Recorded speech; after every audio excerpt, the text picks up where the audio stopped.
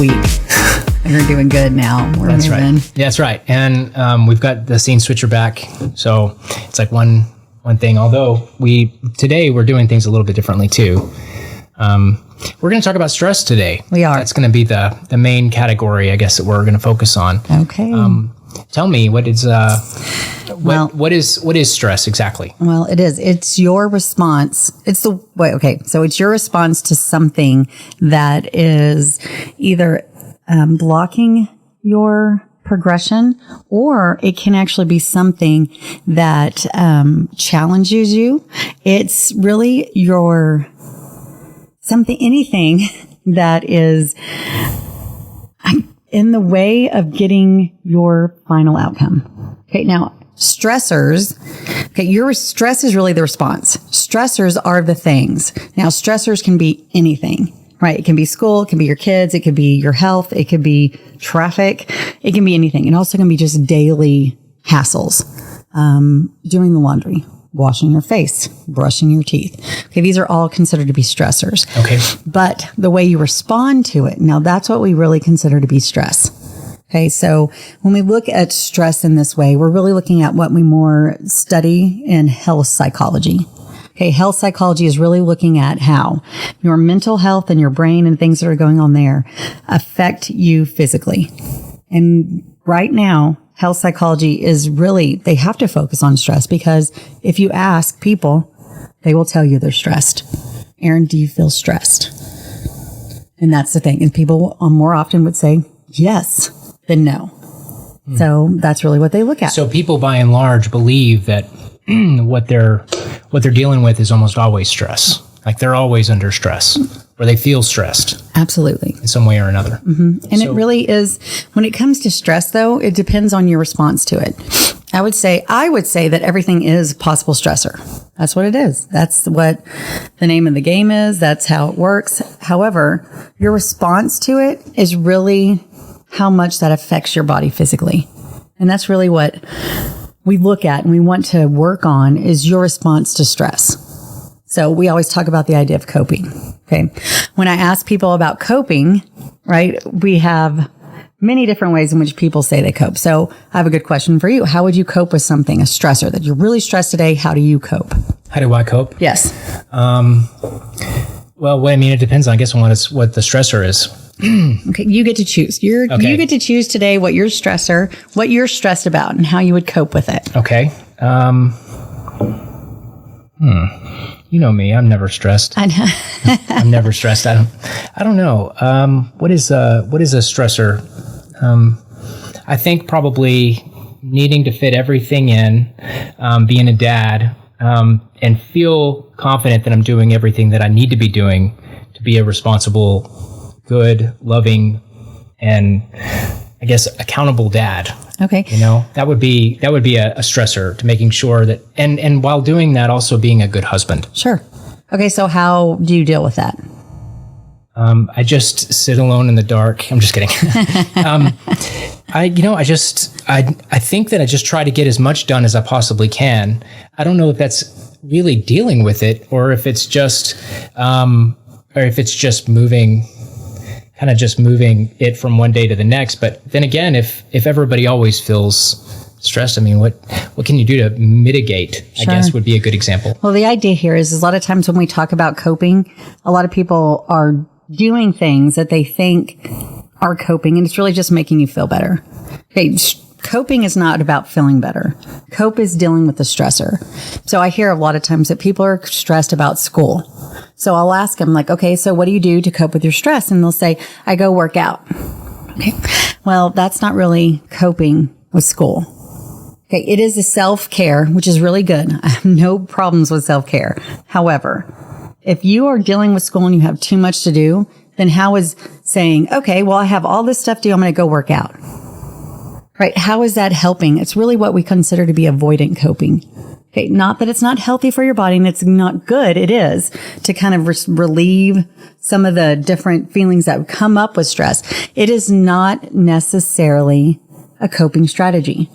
And that's what I think that as parents, as teachers, as everybody, we are really not very good at telling people how to cope with situations. We're really great society's great. The community's great. TV's great. Parents are great at teaching people how to take care of themselves. Self-care. But self-care is not necessarily coping.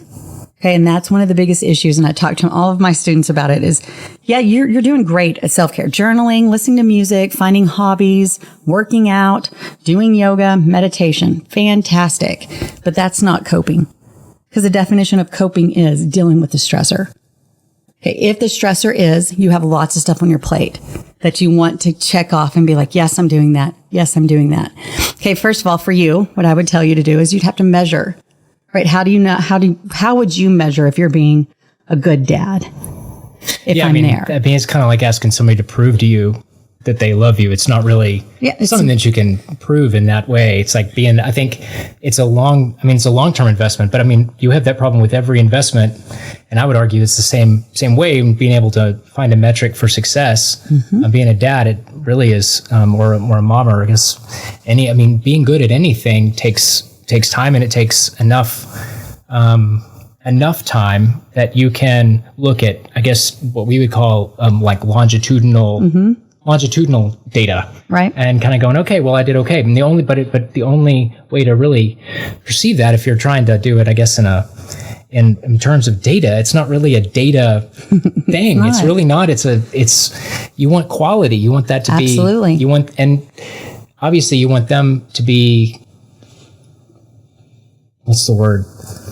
I think looking back, it becomes more clear as to whether or not something was successful. Absolutely. And that's one of the things that does come so stressful is because we can't measure it.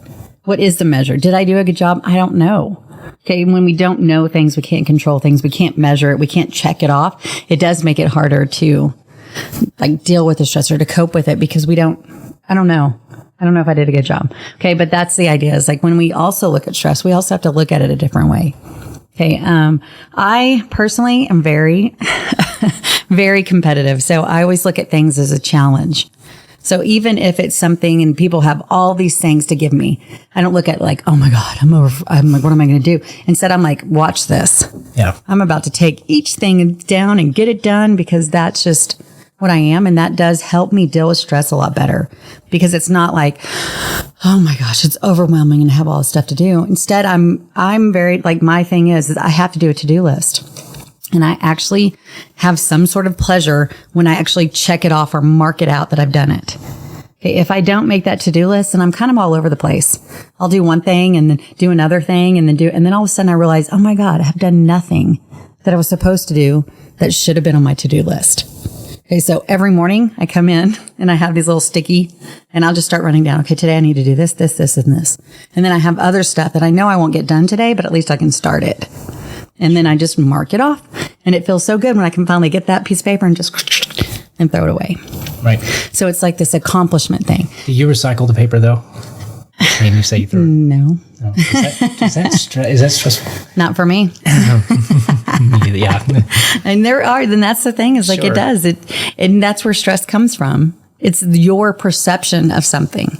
So if recycling is something that you're and you're worried about, then yes, that would cause an extra added on stress. Stressors in itself are good for you, right? They often motivate your behavior. They make you do something instead of just sitting around and not doing anything. But it's when it becomes overwhelming, too many things, too much you're worrying about, and so many things that are out of your control that you worry about. Yeah. That's when it becomes too much stress and you can't deal with it. I am thinking about something really specific right now. Okay. In the 2000s, George Bush, or President Bush, is at a press conference, and the war in Iraq is going berserk. Mm-hmm. People are frustrated because they didn't like the fact that we went to war in Iraq. People are frustrated because, they're feeling the effects of it at the gas pump. They're frustrated because they've lost a friend, or they've had, multiple friends or family members that are overseas, and they're worried about them, and they want. But they asked him at a press conference. The press asked him if, and I forget what newspaper or TV station asked, how do you think history will judge you? Mm.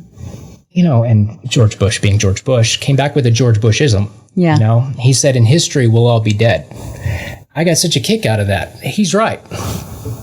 I think that there is kind of an attempt to try to establish that what you're doing is the right thing to be doing, and it will be judged correctly in the future, and then trying to establish a guarantee that it will be judged as correct in the future right now, which is not how we live life. No. So he's right. I mean, you really don't have any control over how history will judge you, because you're not talking about, it's an abstract concept.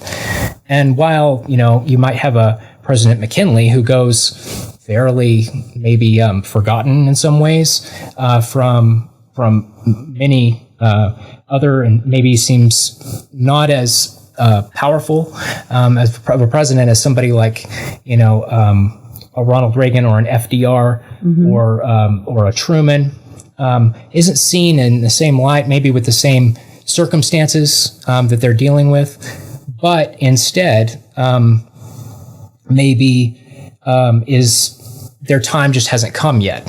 And I mean, it's not that they haven't been judged already. Of course they have, but it's still an unfolding event, because you don't always know. I mean, our progress and our impacts that we have aren't always static, and they're not always a straight, like a linear thing, where they're done and they're just done and over.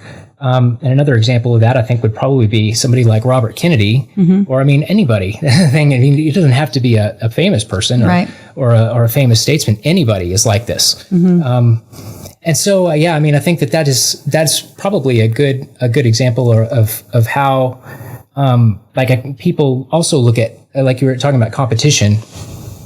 I mean, in America, one thing that people talk about in America is that there's a certain level of a health problem in America that has to do with mental health and stress, and how Americans deal with things. And I don't know the extent or truth to this. And that's a problem, but that's, like, for example, one thing that people have told me about Mexico, the state of Mexico, and I mean, that there is a time of day, or there used to be a time of day when they had a siesta, right, where they would just take off a little bit of time in the afternoon to kind of rest or whatever. And something similar in Italy, where they've got their culture doesn't necessarily have a stigma around having a glass of wine in the middle of the day. Or, I mean, there's just a lot of different things. What they're saying is relax a little bit during the day. Don't, try. This is the hottest part of the day. You're trying not to overwork during the hottest part of the day.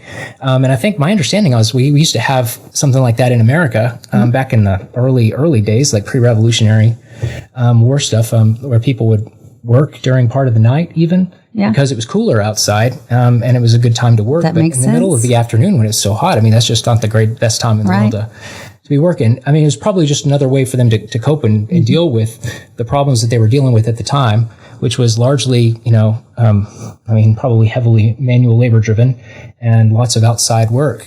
So anyway, that's just to say that it seems like there are things culturally that we could be doing. And it's not necessarily indicative of everyone in America, though, but it's something to think about, because we are very competitive in America, and time is money. So to provide time to do something else, that's just seems like just sitting there. Right. I mean, even if you're running through the list of things and doing a little bit of this and a little bit of this, as you were talking about a second ago, and after, an hour and a half of having gone through it, you sit and come out on the other end and say, well, I mean, I haven't done any of these things really, or not completed any of these tasks, which is really the goal. But you've kept your status of staying busy long enough to get you to the next day. Sure. So I don't know. I mean, well, it's funny that you even brought up the whole idea of resting, and because what we see is that stress, one of the biggest symptoms of stress is not sleeping.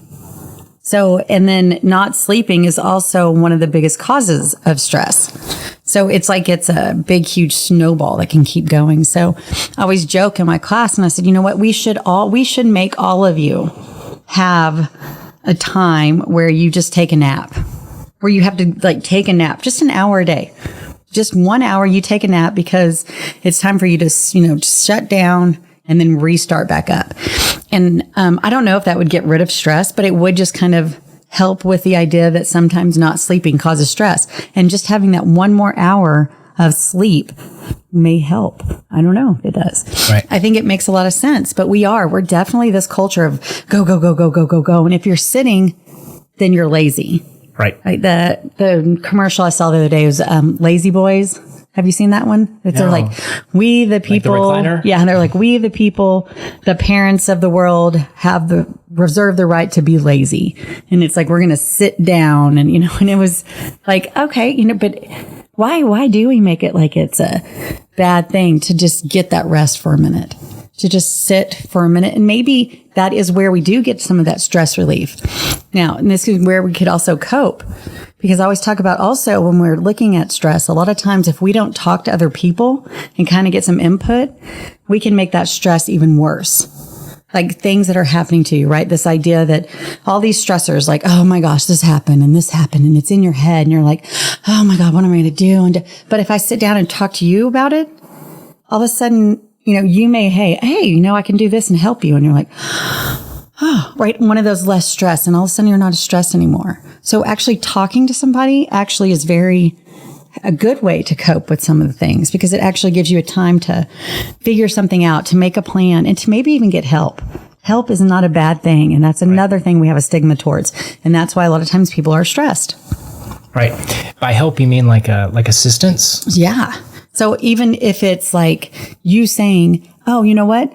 I can go do that real quick for you because I'm already headed that way. But if I would have just kept it in my head, like, okay, now I have to go to do this and I have to go down to the testing center. I have to do this. But if you're already going, then you can help me. And that's one less thing I have to do, to go down to the testing center, and I can get something else done. I have that time that I didn't have, right? Because we always say we don't have enough time to do everything. Right. But sometimes if we help each other out with that assistance of some sort, even if we just know, people are willing to do things for you and not expect anything in return, because I'm sure that you'll do something for them someday too. Sure. Yeah, that's really interesting. I mean, I don't really know. I don't think about like some things as being stressors. I think of them maybe as being something like, it's funny too, because a challenge is also different from a stressor, but I don't really know why. And that may kind of lead you to think maybe it's just not something that I consider to be two different things. I don't know how many Americans think about those two things being separate. But of course, challenges can create stress. They don't have to, though. Nope. And I mean, there's certain things too, like again, things that are just unknowable. That kind of, I mean, to bring up the George Bush example of the President Bush, dealing with that. He also had some other things. I remember reading in his book, not in one of his books. I think he had a couple, right? One was about his dad, and then the one that was like his life up to the presidency and through the presidency, decision points. In that one, he talks about his time that he spent trying to give up alcohol. And I think that in the 1970 or something, like some 1970s, 1980s, he was fairly kind of a party goer. Yeah. You know what I mean? Which you could totally see his personality being a really fun person, the center of the party. Right. You know what I mean? Fun, funny, and has lots of, just a good time. And really that being kind of a networking time of his life too. His dad's vice president from what was that time, and then becomes president of the United States. He's working, somewhere on the side, and really gets to know some of the people that are going to be kind of the center of gravity there. But really it's his wife. I think, if I remember right, before he becomes governor, in his decision points, I think he opens the book, if I remember the first 20 or 30 pages, somewhere in there he hits on the fact that it's been 20 years since I've read it, or however long it's been. He said though that if he hadn't done that, none of the other things would have been possible. And I thought, what a helpful thing, because you don't really quite think about success being driven by something that you're giving up, right?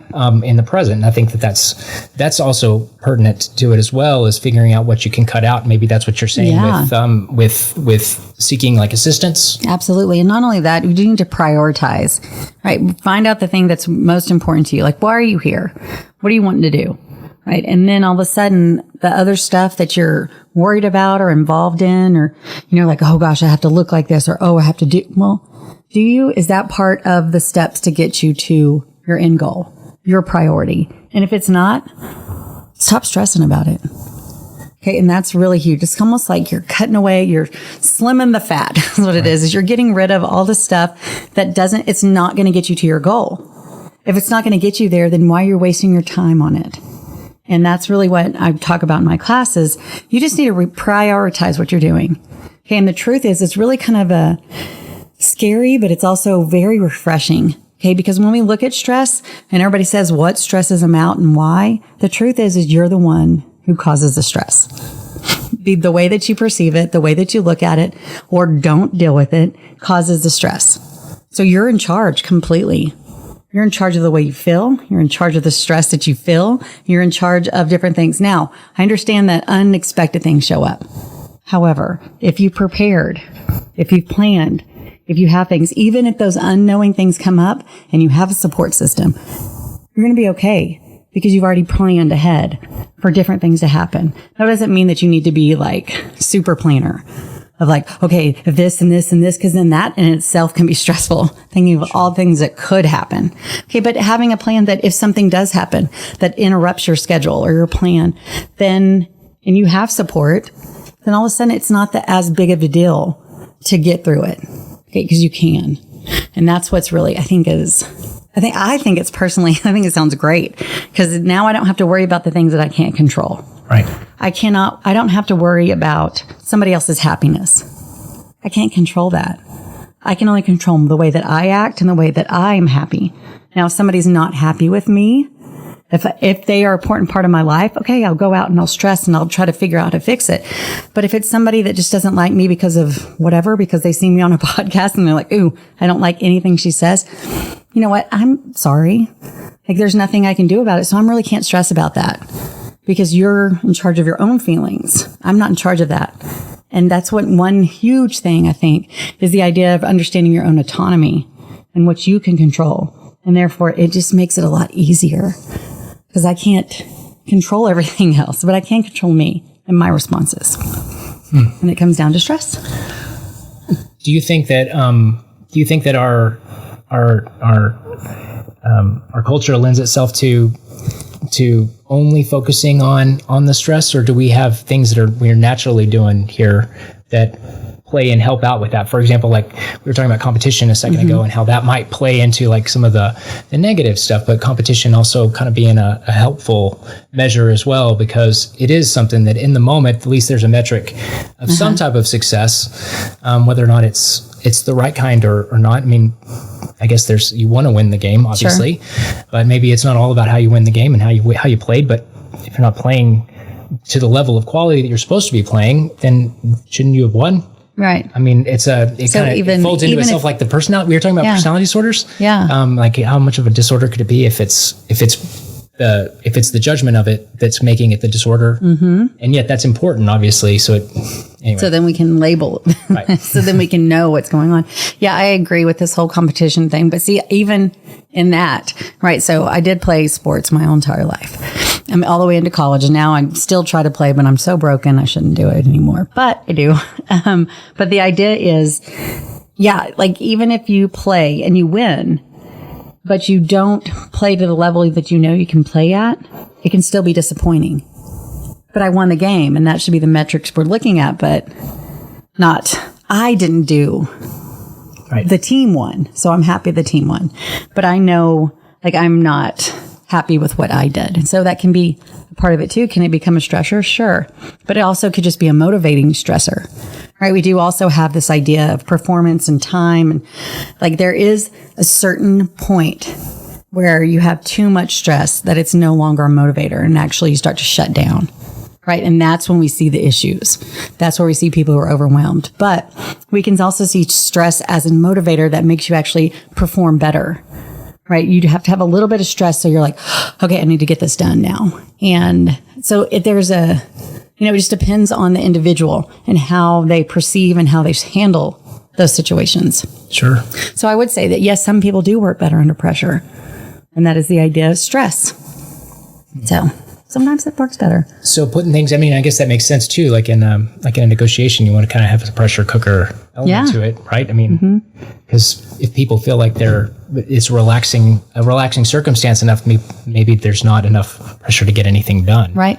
And maybe not. We'll just meet later. Yeah. The motivation to be able to, you really do need the back and the corner to be able to figure out how to get out and to be really your best human self, I guess, and come up with your best human solution to whatever's going on. Yep.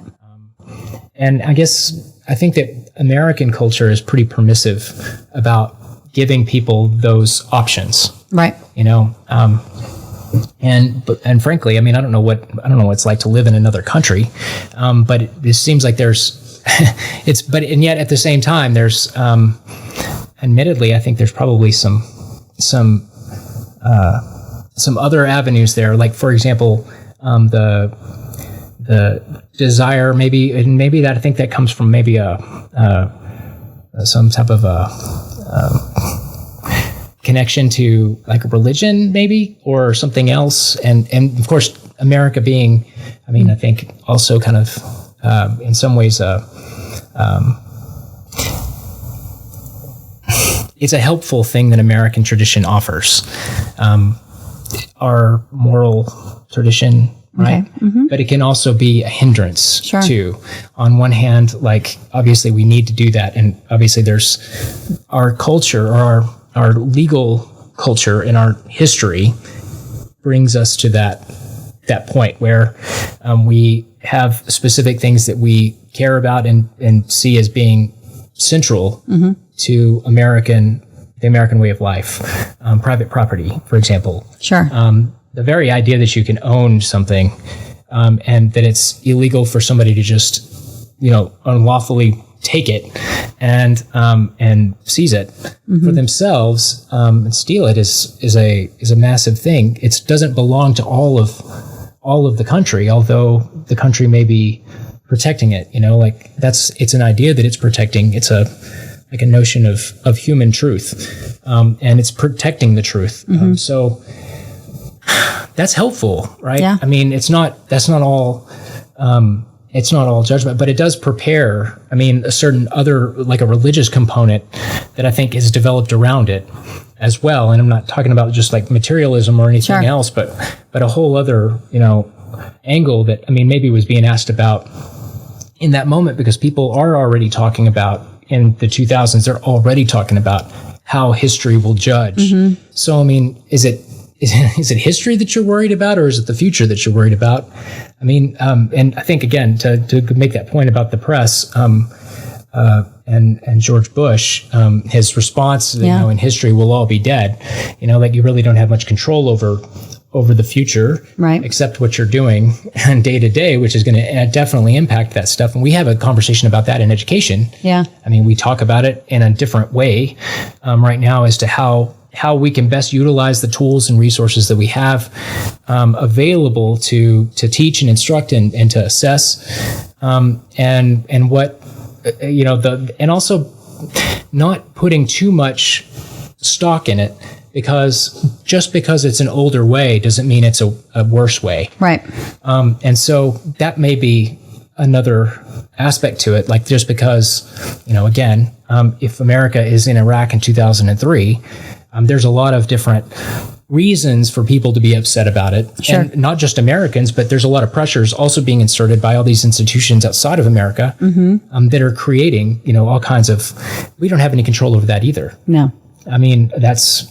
That's kind so of it's like mitigating the outside unknowns, stuff that we don't have control. You can't, right? If we can't make everybody happy, that's the biggest one. Right. And when you try to, I think that's the simple bottom line of it, is that you can't make everybody happy. And in the future, anybody that's judging you from the future is not going to be happy with everything that you've done. Of course not. Why? No, because they're looking, it would be great though, wouldn't it? It would be great if you could do that, but then you would be able to see, this is where I made a mistake, we can fix it, but you can't. And that's what, we don't need to stress about that. Right.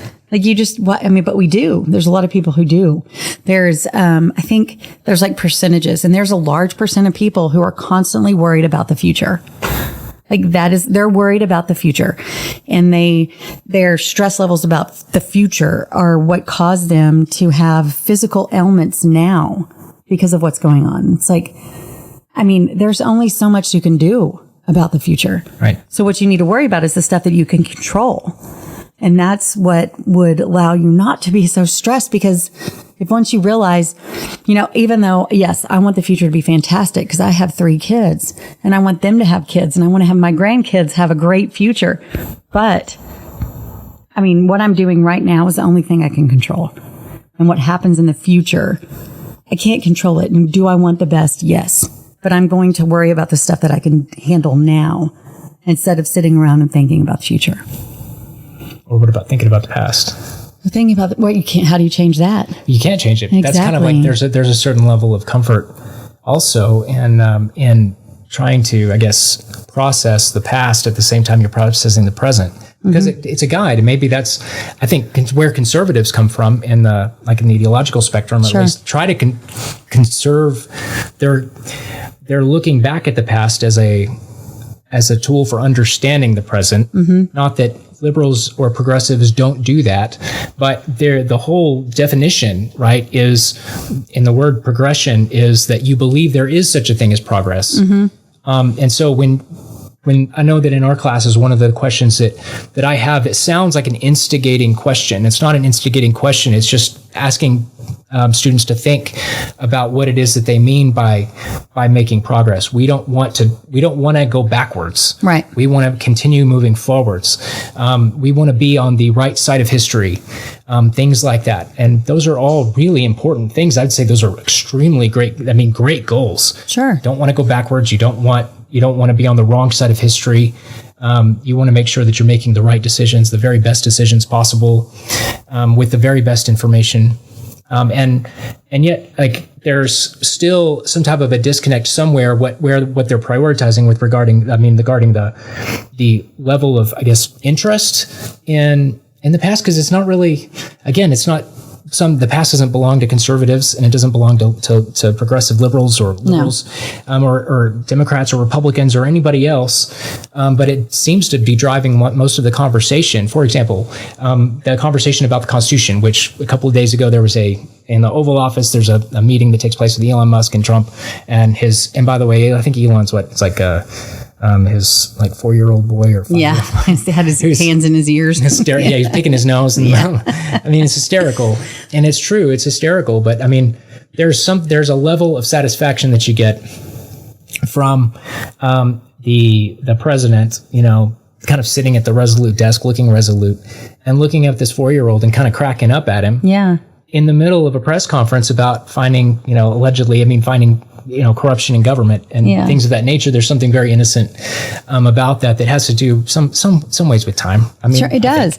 Well, I think it has to do with the right now versus the history versus. I think it does. I think that's huge. Looking at the right now and enjoying that moment with a 4-year-old. Because they're great and wonderful. And I think I was watching somewhere, and I think he looked at President Trump and said, "I need you to go away. Or get away from me," or something. And it was we'd never say that. But he didn't take offense to it at all because it's a kid. But being in that moment and enjoying it, I think is huge. And I think that's something that we don't do a lot of anymore. It's we're always constantly looking for the future. We're looking for the next thing on our to-do list. We're going instead of just saying, okay, we're here. We're here right now, and we get to interact and enjoy. And you need to be in this moment until you get to the next moment. And sometimes I think we forget that and we miss out. To what extent, for example, and that same situation, they're in the Oval Office, led to, and the charge was afterwards that there was a constitutional crisis brewing, right? That there's going to be some accountability gap at some point. Right. There's going to be an autocracy takeover, or an autocrat take over the country, and the executive branch grows far too powerful. All these things, again, whether or not it's useless worrying, or if it's the United States being a more worry oriented, or because we have the level of power that we do, trying to be responsible with it, responsible stewards with all the different tools and instruments of state power that we have. Or also it could also be just a business model. And if it's the last thing, then I really want people to be able to try to change that business model, not because it's bad. It's not bad. It's just I want people to care about the issues at deeper levels. Although you want people to be watching constitutional crisis. You don't want that to happen. It paralyzes you and prevents people from doing the right thing. And and and that's one of the things that we talk about, right? Somewhere where we have, I don't know if you talk about, we talk about it, but it's things that are kind of like already set, right? Like the Constitution, it's set, and these are the rules. But we want to go by that, but has time changed enough where maybe, I don't know, is it time to change some things? And we have to, through amendments and whatnot, but, it's still what we got. That's the whole purpose. That's the whole thing that our whole government was built on. So if we aren't doing that, then isn't our government not doing what it was made for in the first place? Right. Limited powers associated. That's just the whole point of it. But again, this is like, you can make the most complex thing more simple. Right? You just say, okay, so what is the point? Like, where is your end goal? What is the priority here? Okay, let's do it. Now get rid of all the other crap and just do it. And I think that's kind of what they're trying to do. And, but people aren't used to that, right? We're used to all this and this and this. And it's like, well, okay, wait, I want my goal. This is the goal we're going to. And how do we get there? Instead of doing a wavy line to get there, which causes more stress and more things, and let's just do the straight line. Straight line, get to it, be done. And that's your priority, and that's where you are. So we will have less stress. Then when you get to your end goal, you should be happier. Right? Right. That's the idea. Yeah, we talked, I think, last week about a little bit about the House of Representatives and the limited window that they have to get things done. Yeah. Because, as you know, as you get closer to what is kind of the norm of 100 days, and when you get to that point, it's almost like the gloves come completely off after 100 days. And whatever grace it is that you enjoyed, or honeymoon period that you enjoyed right after an election, you only really have a certain amount of time, and you may not even have that really, because people are already making their own lists about what they want to come after you for, and trying to shape the narrative for the next election, which is kind of living in the future. Absolutely. When you think about it along those lines. We always do. We always have to budget. We always have to plan. I have to have the schedules for the spring and the summer. And so it's always, we're planning ahead. And so we do, I think so many things, a lot of times we do miss the right now, but that's kind of that's our society. We're constantly planning for the next election. We're setting things up for the next, so that I can get, voted back in. So I could be, next election, next whatever, so that I can get something done. But it's like, wait, what about the right now? It's like, well, I don't have time right now. Right? I don't have time for the right now because I have to do something so that my future is solid. I think this is a kind of an interesting place to go with it, because it's also one that could be controversial. I don't want it to be controversial at all, but it has to do with education and the things that we're asking teachers to do, which I think would be agreed. What is being said is something that will be widely agreed on by educators themselves, that they're being asked to go and do things that are way beyond the scope of their typical, like their job category, which is, instructing, teaching. What we do in the classroom, we have 30, 40 students at a time. And they really do require, every amount of care and making sure that you're fulfilling the state's mandates for what they're supposed to learn, and making sure that, that they're taken care of and they understand different avenues of sometimes of the same concept. But also making sure that they're not going hungry, making sure that their mental health is where it's supposed to be. That they're not getting over anxious about things that don't matter during the class. Absolutely. That they're giving them too much stuff, that the stuff that you are giving them is the right material and it's not relevant, and that it's, I mean, the question is going to be on the test. Yeah. Right? I mean, that's the standardized format of the modern classroom is kind of has kind of a denial of any type of long-term investment strategy in the classroom and what education is supposed to be. On the other hand, that's also like the way that you're accountable. Right. So, I mean, you don't really have much other, when you're a banker, there's not tons of instruments outside of audits to check out how you're doing. There's so much pushback even right now. I mean, in the wider government, there's the government, the U.S. government, I don't think has had an audit, in forever. Ever. And so, and for like never ever. I mean, it's a really fascinating thing. Of course, another avenue there is the DoD, and like they're and having an audit. This is really unpopular stuff, right? And so it's not surprising that there's many who are adamantly opposed to any other system, because like if they're like educators, then they're having pressures put on them from across the spectrum and making sure that they are doing all of that in an hour and 15 minutes or, in K-12, 50 minutes or 45 minutes or, if there's a pep rally, 30 minutes. Right. Or if there's something else going on, then the snow intervened. Right. And so you can't go to school that day, but then you won't see everybody until Wednesday of the next week. So it becomes more difficult, in other words, to make sure that you're assessing correctly based on those. And that just brings up the whole thing. So what I love that you brought up the whole idea of the pep rally, and now you only lose this. So what we've seen some schools do is they start cutting out these extracurricular things that made people really excited about going to school and, makes it more fun. And so then they are actually more invested. And then all of a sudden they're like, wait, but what is school's priority? Right. Education. So they cut out of those things, and now people don't want to go to school anymore. And it's like, so, I mean, and I know I keep saying to cut down on the priorities, but it really is like, what is the point? We want people to want to learn. Right. So you have to make it fun. You have to make it something like a community so they want to be there. So it really just depends on what you're. But so many people now, they look at community as being their phone. Oh, their community is their social media. That's an issue. Too, to deal with, because schools, that's another major problem. I don't know if you have students that they're constantly on their phones. I know I do. Oh yeah, I do. And my class is not, because I don't think that it's necessarily, I think really it's so much more than you could possibly give it credit for. And it's really everybody is dealing with this, whether they're in, Israel, or they're in China, or they're in Korean Peninsula or Russia or anywhere.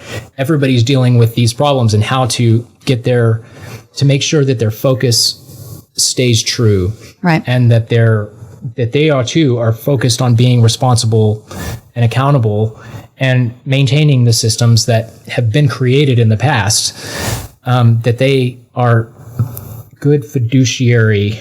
I like that. Their fiduciary obligation to the future is true, and that they're doing the very best they can to make sure that their obligations are a priority. Oh gosh, you just made me stressed. No. Yeah, no, I sound like an old man. No, but no, it's like that's the truth. If we really think of the big picture and the huge impact that each of us has on an individual life every single day, it could be so stressful. Right. But again, like the only way to deal with any of those, huge, big ideas of what we're here for, what's the purpose of life, all of that can cause anxiety. And anxiety and stress a lot of times are identified the same way because of the way your body responds. So if something is stressful, we also see anxiety from it. And so, I think that if we really do sit down and think about some things and how important even our jobs, even as educators, making sure that this person has food, right? That's something we said, and it's like, we didn't just do that, but it could have been the thing that saved that person's life. Okay. So what if we didn't do it one day? oh my God, that's stressful. Like I just killed something. It's like, right. Oh my gosh. So I think when we think on, it's like a bigger level, this existential type thing that we start thinking of, that's when things become stressful, because a lot of stuff, there is bigger things that we can't control. Right. So mine always to mitigate your stress. Because in history, we'll all be dead. That's right. That's a good one. That's pretty. That's pretty it. Good. That sums it up. No, it's remarkable. It really is. I mean, it's just it's an ongoing conversation, I guess, that we'll have to have. I mean, always, moving forward. And I mean, obviously, this is something y'all deal with all the time in y'all's classes and talking about psychology and social psychology, and y'all talk about stress as if it's like it's the center of. I mean, I don't know how big of an issue it is with mental health across the board, but it seems like it would generate a lot of revenue. Well, yeah. And it is, it's funny. Well, it's not funny, but it is interesting. I'll just say that when we look at stress, so many times we do identify it through anxiety, and our anxiety disorders are the most prevalent and the biggest category that has a whole bunch of different type of disorders is in our anxiety. So a lot of times we see that with stress. So it's sad, but it is an important part that constantly is looked at through psychology and everybody trying to help people, because everybody seems to be dealing with some sort of stress. Sure. Yeah. Yeah. There's a huge number of topics that are so connected and interconnected to everything that I think everything that we've talked about Absolutely. Since we've been back in this format, of course, probably going all the way back to when we started talking, based on, just our fields and everything else going on. There is an extraordinary amount of interplay between all these things. And it's probably because it's social sciences. Yeah.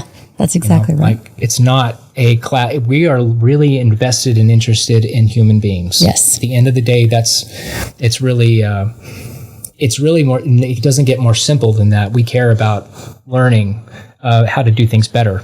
Yes. If there is a way to do things better, and can you really call it better? And what are all of the different motives and everything else that's associated with it.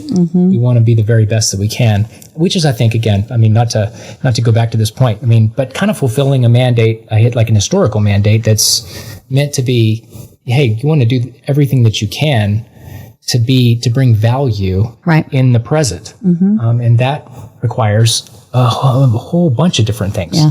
So anyway, okay. Well, we're going to take the next couple of weeks. Dr. Beth's not going to be here for the next couple of weeks. Right. I have baseball things to do. So, because my senior, and I'm excited. It's so fun to watch him play, and and I'm going to do it because I can. And so I won't be on my podcast. So I apologize, but we'll be back sooner than later. I will be. I'm hoping that maybe there'll be a new guest. Yeah. That you'll have. Yeah, we won't miss an episode. Maybe. I've got to figure that out. It's possible that there will be something else here in the next couple of weeks. We'll figure it out. Okay. So thank you all very much, and thank you. We'll talk to you later. Have a good week. Don't stress out.